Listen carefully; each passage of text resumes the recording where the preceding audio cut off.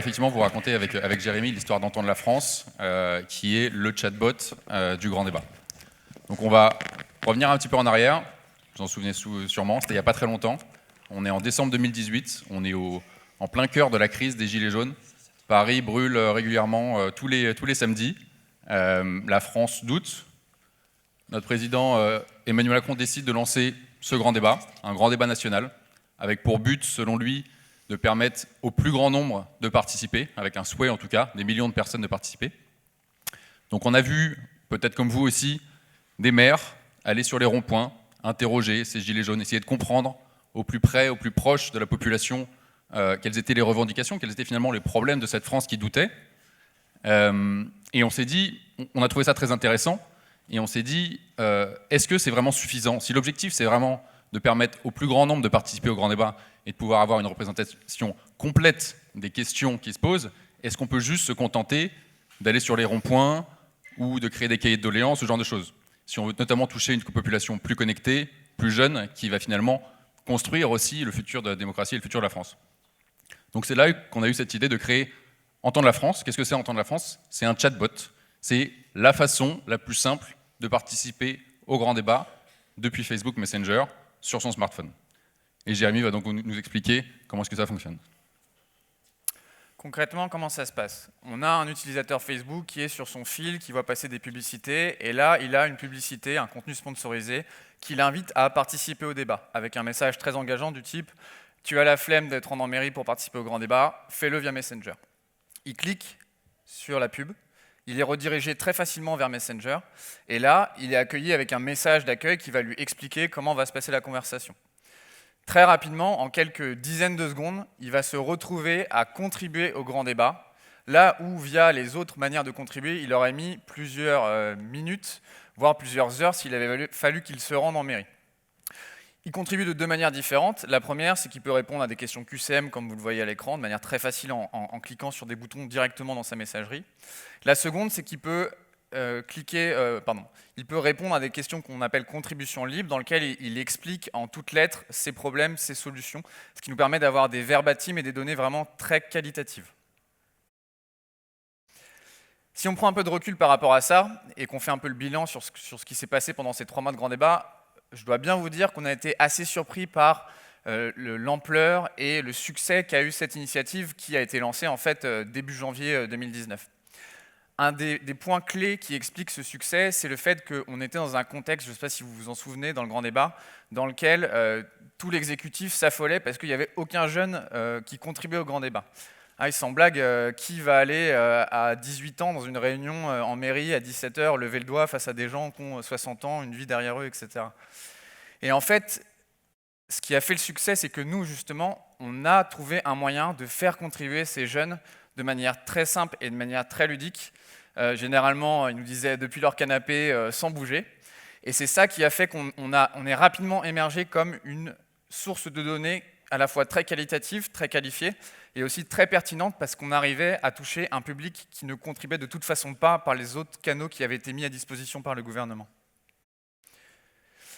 Concrètement, les résultats, c'est 16 000 Français interrogés en moins de 2 mois, 356 000 contributions. Donc ça fait des discussions d'une vingtaine de minutes en moyenne dans la conversation Messenger.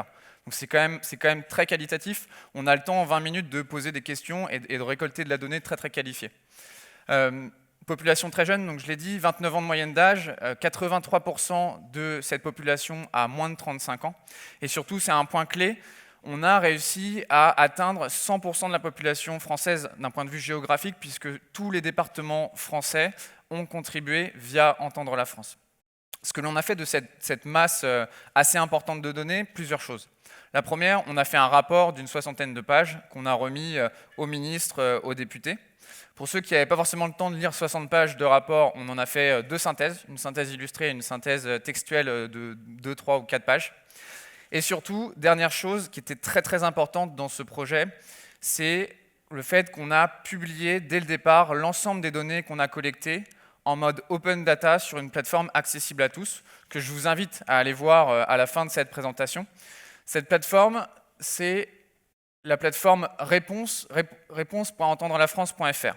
sur laquelle on a posté l'ensemble des 70 000 contributions libres. Donc c'est les verbatims que vous voyez défiler ici, que vous pouvez explorer grâce à un moteur de recherche hyper puissant et hyper rapide, que vous pouvez aussi explorer grâce aux différents filtres qui reprennent les critères sociodémographiques des répondants qu'on a réussi à interroger.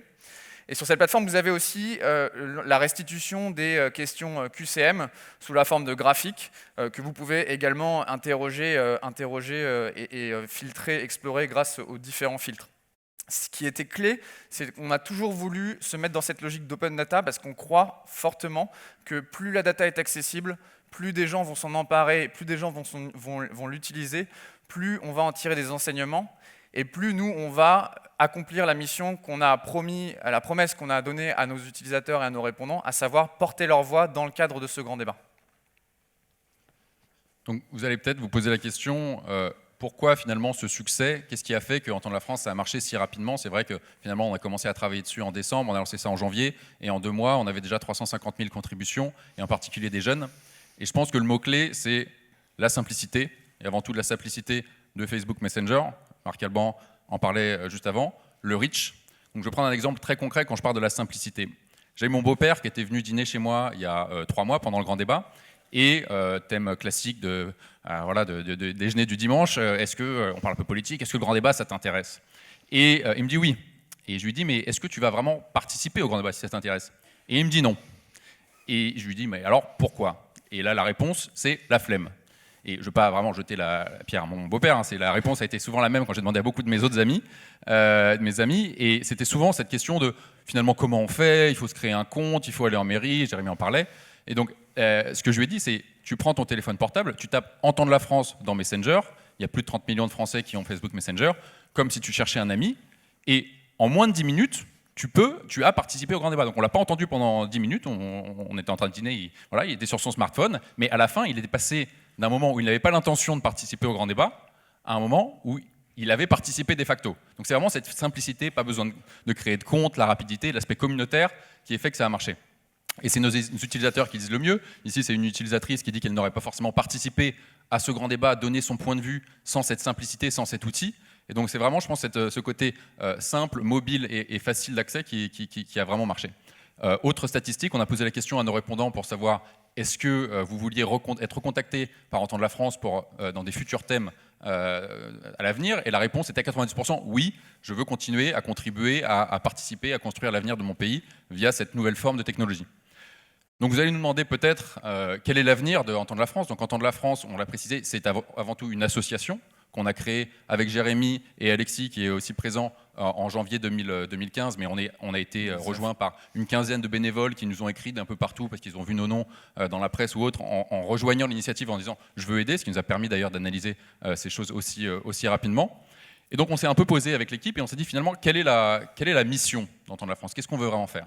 Et ce qu'on veut faire, c'est de permettre au plus grand nombre de participer activement au débat public via les nouvelles technologies. Et je pense que ce mot de nouvelles technologies, cette proximité du smartphone, qui est finalement une nouvelle forme de cette proximité, est clé. Donc on a envie de s'ancrer dans ces nouvelles technologies pour réengager ce lien et cette confiance entre les citoyens et les institutions.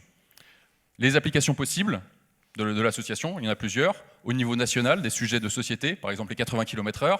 Souvent on entend beaucoup de choses dans la presse, mais que pensent finalement les gens? Ça nous permettrait de le quantifier très rapidement en 24 heures. Au niveau de la vie locale, avec les municipales qui arrivent, peut-être faire un Entendre Paris, on pourrait très bien mettre de la data derrière tout ça pour savoir que veulent vraiment les Parisiens pour la ville et mettre des données à disposition de n'importe qui veulent faire un programme politique. Et enfin, à l'international, on était à l'OCDE il y a 10 jours, pourquoi pas faire un Entendre l'Europe, où l'OCDE, c'est un modèle en tout cas qui peut très bien scaler et se développer dans d'autres géographies. Un des prérequis pour qu'on puisse continuer à faire vivre cette association et faire vivre cette mission, c'est qu'on puisse toujours utiliser la technologie qui est derrière, qui est la technologie Episto. Pour faire ça, on utilise cette technologie également pour le compte de clients privés sur différents cas d'usage que vous voyez à l'écran. Je vais en prendre un exemple pour que vous vous rendiez compte. On a récemment travaillé dans une municipalité du sud de la France qui est en train de faire un appel d'offres pour la rénovation urbaine d'un quartier. On a travaillé directement pour un des répondants à l'appel d'offres qui a souhaité consulter de manière très locale les habitants de manière à proposer un projet qui pourra être exactement en ligne avec leurs attentes. Et donc on a fait ça de manière complètement automatique, grâce à Messenger. On a interviewé plusieurs centaines d'utilisateurs et de répondants, de manière à ce que le projet qu'ils restituent soit vraiment fidèle aux attentes. Donc il y a beaucoup d'usages différents, imaginables et qui vont pouvoir coller à votre business. Donc si vous voulez venir comprendre avec nous comment ça pourrait fonctionner ou simplement venir discuter de l'avenir de l'association, n'hésitez pas à venir nous voir après la conférence ou simplement nous contacter par email. Merci beaucoup. Merci beaucoup.